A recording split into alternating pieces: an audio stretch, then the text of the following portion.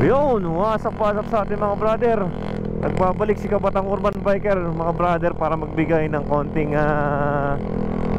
payo lang naman to mga brother. Napapansin natin ang daming mga nangyayaring aksidente, lalo na involve yung mga nakamotor, no?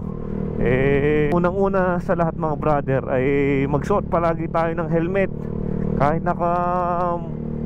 malapit lang yung tatakbuhan natin mga brother, magsuot pa rin tayo ng helmet, no? Dahil lang napakaingat nga natin, pero yung kasalubong natin walang hiya, di salantang-salanta tayo mga brother pagka ganun, no? Ang dami nating napapanood sa balita na na-aksidente, lalo na kung mainom yung isang tao, no? Hindi na minsan alam yung ginagawa niya. Hindi niya alam yung pinag-aano niya sa pagmumotor, kung mabagal ba siya o mabilis. Basta siya bomba lang ng bomba ng silinyador, no mga brother. Ayun lang ating mga nagiging advice.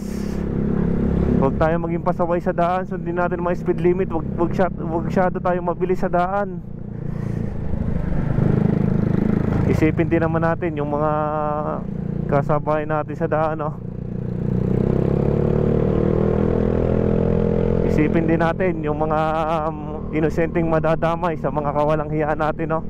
Maging responsibilidad tayo. Kaya nga nagkaroon tayo mga brother ng lisensya, no? Para may kaakibat na responsibilidad yan mga brother, na maging maingat tayo palagi sa pagdadrive, na walang madadamay ng mga inosenteng mga tao. Hindi lang basta yung lisensya, siguro yung mga nagpipikser yan, mga basta na walang kaalaman mga brother, no?